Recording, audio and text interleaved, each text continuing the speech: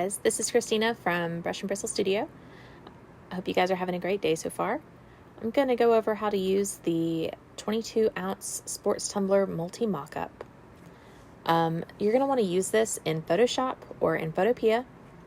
There could be other programs out there that have smart objects and warp features. If they do, let me know, and I'll try and cover tutorials in those programs as well. So for today, we're going to have this tutorial is going to go over how to use it in Photoshop, and then another part that's going to go over how to use it in Photopea. The two programs are very similar, so I'm going to go over I'm going to go over all of this in the Photoshop tutorial, but then in the Photopea part, I'm just going to go over like the little change that is going to be in the Photopea part.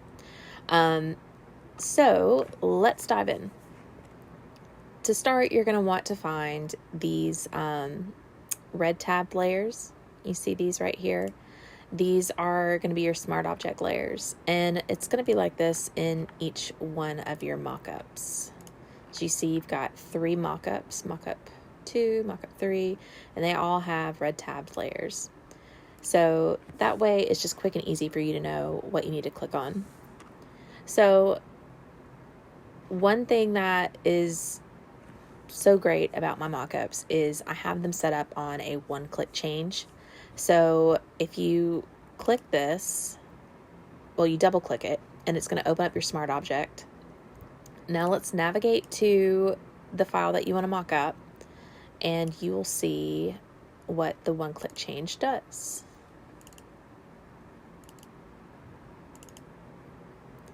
So I'm going to try and be as beginner friendly as possible. So I'm sorry if I'm saying things that a lot of you might already know. But for people that are completely unfamiliar with Photoshop, you might find this helpful.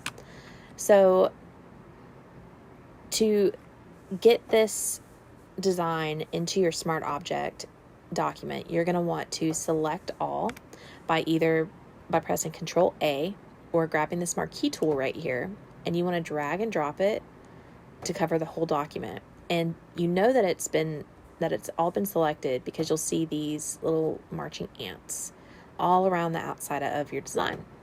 That's going to show that it's all selected. So now press Control C to copy it, or you can go up here to Edit and press Copy. Once that's done, you can close out of this, and then you can press Control V to paste it in here, or go Edit, Paste. And as you see, this is not sized right. It's too small. So I didn't have a 22 ounce design. I only had a 20 ounce. So I'm using that right now. So to resize this, you want to go Control T, or you can go up here to Edit and hit Free Transform. And you'll see these little anchor points that form around the design. Now, you want to pay attention up here. You've got your width and your height, and you see this little link button right here, and you see that it's highlighted, which means that your width and your height are going to be linked together. So if you resize the width, the height is going to resize at the proportional size. So what I like to do is you can just drag to the corner right there, and then you can turn that off, and then you can drag up there and it does that, or you can keep that checked, and if you hold Shift while you are dragging and dropping, you see that link the highlight on that link is now gone. So, and you see it is doing the same thing. So another thing I like to do to help speed up the process is I put this in that top corner, and then I'll hold Shift and I'll go to this corner right here and drag and drop to there. And that it seems to work the quickest for me when I'm resizing stuff. So that way I don't have to mess with 4 different sides and everything else. So once you're happy with the resize, you can press this check, or you can press Enter. And then you can press Control S to save, or go up here to File and Save. And as you see, it's saving. Now if you go back over here, as I said, it's a one-click change. So all 3 of them changed at once. But what's better is it went ahead and did the change on all 3 mockups for you. So that's awesome. So that is how you are going to do it manually. But this mockup is a multi, so that means it comes with an action file. So I'm going to show you how to use the action now. Let's go back over here. You've got this action folder in your link. If you follow the link, you've got an action folder. And you've got several different actions. I get contacted by people a lot to like make special tweaks to actions. So they're all saved in here. This one that has the little tilde in front of it, the multi mockup with pause to resize, this is the one that I recommend everyone use for these. So if you double click this, it's going to automatically install into Photoshop for you. Now, if you look over here on your little panels bar, you'll see this little play button, and this is for your actions. If you don't see this little play button, then go to Window up here, and right towards the top, you've got Actions. If you hit Alt F9, you can also make it show, but if you just click that, it'll pop up. It'll also be at the bottom of your Actions panel. Whenever you upload a new action, it'll always show up at the very bottom. So as you see, I've got the multi mockup right here, and then you've got a load design action and a save design action. Now I have these two separated for a pretty good reason, and I'll go over that in just a second. So to get started, we're going to click on the load design, and then we're going to click on this play button right down here. Ignore that message, it's fine. But as you see, it went ahead and opened the smart object, and it's opening a file for you to navigate to the file that you want to mock up. So we're just going to use the same one as before. It automatically copied and pasted in here, and it's set to free transform. So let's go ahead and get this sized how we want. Press that check mark, and it's automatically saving, and it closed out by itself too, and it's updated to all 3 mockups. Now, the reason I have the pause between the load and save is so now that your design is loaded in, you see what it looks like, and you can make some changes. Because sometimes these highlights and shadows and things, they don't pop as much on some designs as they would with others. So I'm going to show you guys how to make some of those changes so you can really make your designs pop whenever you need to. So one of the first changes you can do, we'll start with that, is you've got different lids. You've got an open lid and you have a closed lid. So those are some options. Now you've got highlights and shadows. So if you click on your glossy overcoat, for example, I'll turn that off and turn that back on. This gives like a real high gloss effect on the side. So if you look up here, you've got your blending modes. I would not mess with this blending mode for any of these, but you can mess with the opacity and the fill on these. For this glossy overcoat, I have it set to 100% opacity and 100% fill, but we can take that down, and as you see, it's made it less bright. You just play with it until it's how you want it to look on the design. And you can do the same with the highlights, with the rim shading, and with the shading. Now, if you want to make this pop a little bit more, you can go to the extra highlights and shadows right up here. And if you toggle that visibility on, you see it made those a little bit more pronounced. And you can edit these by, if you open that folder up, you'll see 2 filters right here. You've got a brightness contrast filter and a vibrance filter. If you double click on that icon, it'll open up that panel, and you can drag and drop wherever, but as you can see, it's going to affect everything in this document. So be really careful when you play with this, because it can affect things so much. And it's the same thing with the vibrance filter as well. You just double click and you can drag and drop, but again, it will affect everything in the document. So then you've got your bottom shadows here, and these you can mess with individually. They're just set to normal mode right now.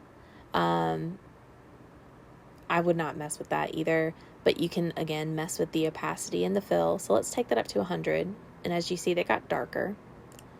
Now you can move it down, you can move it to the left, you can really move it however you need to.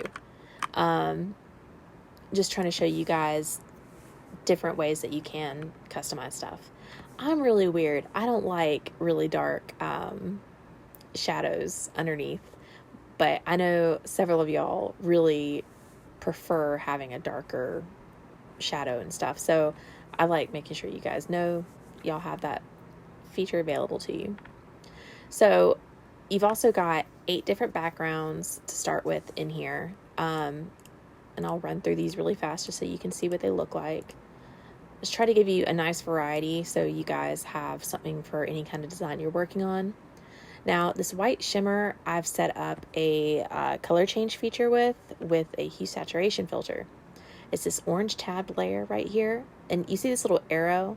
This means that there's a clipping mask applied to this white shimmer. So this color feature is only going to affect this white background.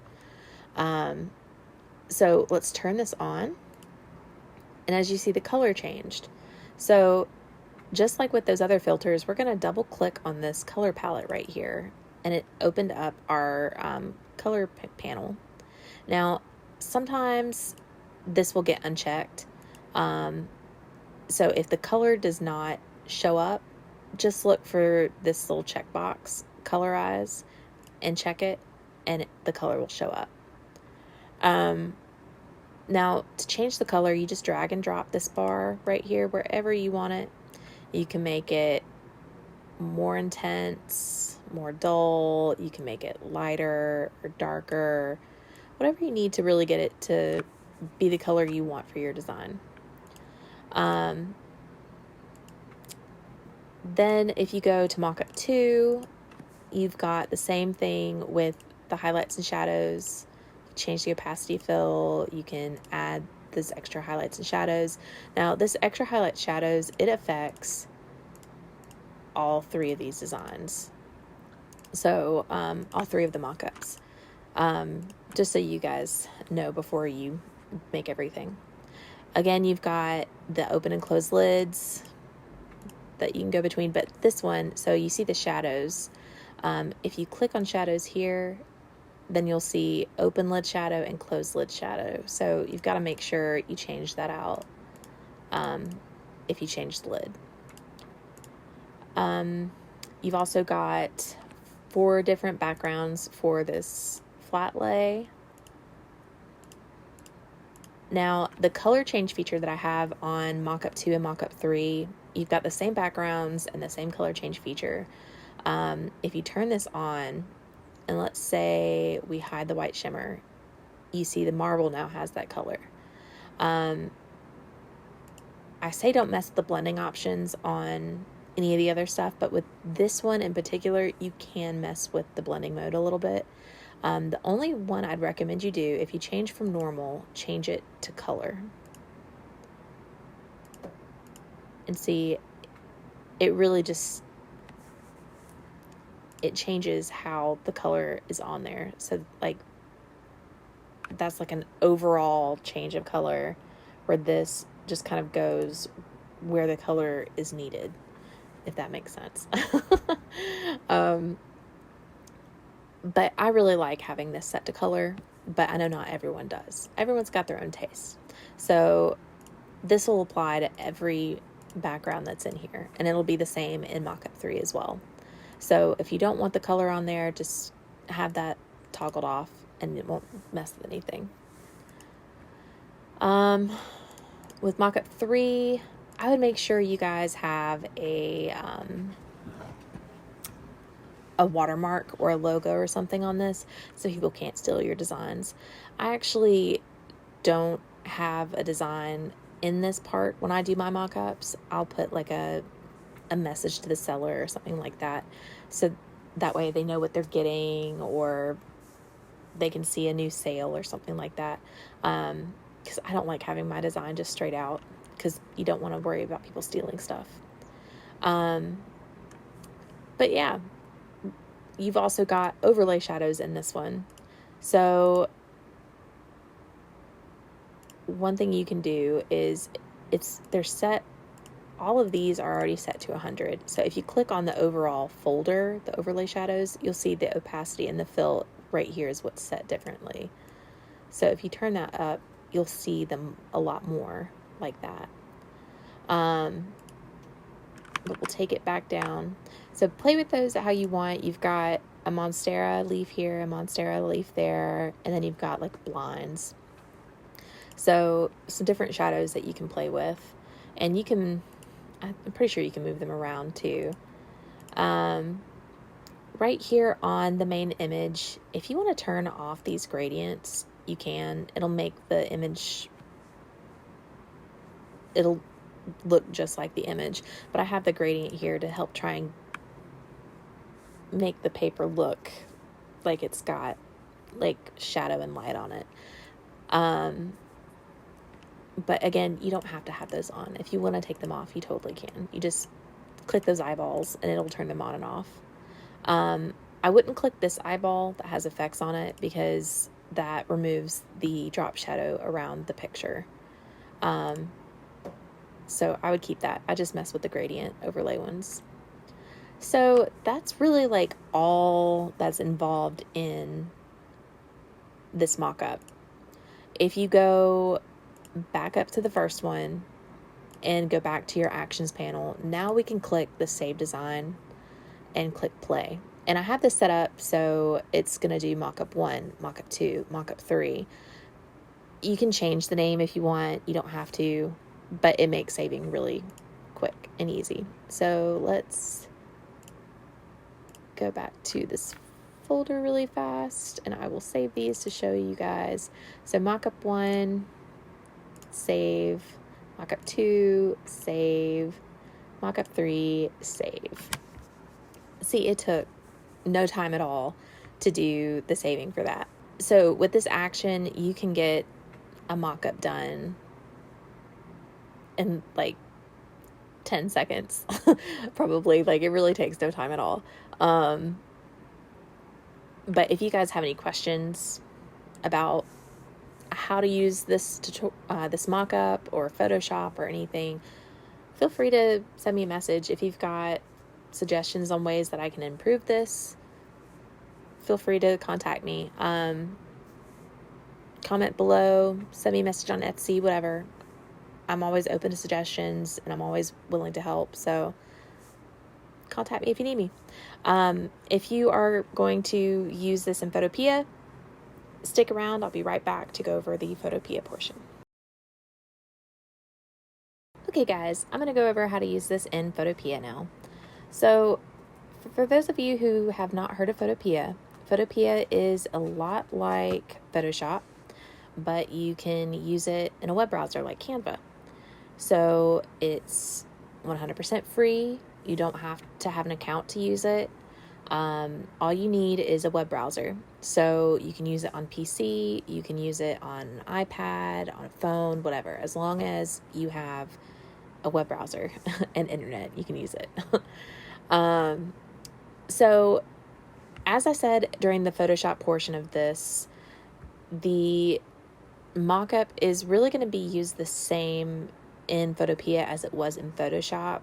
So I'm not going to go over all the same things. So if you want to see how to use the mockup, you should watch the Photoshop version. I'm only showing the very small difference in Photopea. Now, I've got the action file in Photoshop, but that action file does not work in Photopea. I'm probably going to have to do an action file in Photopea to attach to your actions folder. So for those that have not bought my mockups before, you may not know I update files semi-regularly. Like if I'm told about a change or something that needs to be done, I'll go in and make changes, and you'll see there's an old version file folder in that link. So you can have access to older versions if you want, but try and keep up with the most updated version, because that's going to be the best version for you. I have them updated with their update date in the file name, so like 7/17/23 would be the most recent release. So keep that in mind when you are trying to download files and stuff. So I will also probably in the actions folder be including a Photopea action at some point. So if you check back, you'll probably find an updated action file that's specific for Photopea. But for the time being, I don't have actions for Photopea. Now, the reason why the action does not work in here is probably because of what I'm about to show you. Like I said, there's like a very small difference between Photoshop and Photopea with how you use the smart objects. That's really the only thing I'm going over in this portion of the tutorial, is the difference with the smart object. You still have the one-click change feature. It'll still change all three at once and all three mockups at once.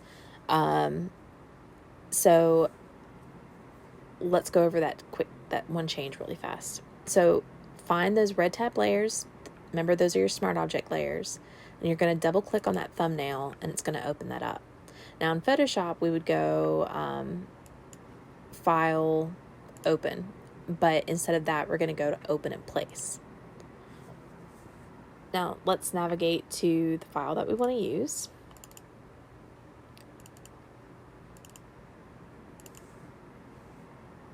And in case you didn't notice, it automatically copied, pasted, and set to free transform. So it really cuts out quite a few steps and works very similarly to that action file. And I think that is why the action files from Photoshop don't work in Photopea, because it really removes a bunch of steps. So we're going to do the same thing that we did to resize. So I'm going to drag it up to that corner, and then I'm going to hold down Shift and grab this anchor point and just drag and drop. And once I'm happy, I'm going to click it, and I can press Control S to save, or go to File, and we're going to hit Save Smart Object. Smart Object updated. If we go back, you see it's updated on all of them. So as I said, super similar to Photoshop. You will have to go in and manually save each one, save mockup 1, save mockup 2, but check back, because I'll hopefully have action files in there soon. It is July 18th, 2023 when I'm working on this, so hopefully by next month I'll have them done.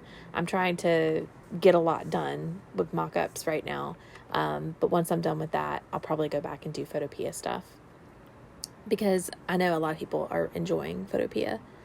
But yeah, if you guys have any questions about Photoshop, Photopea, the mockups, whatever, feel free to comment below, contact me in my Etsy shop, whatever. It normally takes me about a day to get back to people, but I'm pretty good about getting back to people. But yeah, hope you guys enjoy the tutorial and it's helped you figure out how to use the mockup, and I hope the mockup helps you speed up your workflow. But have a great day.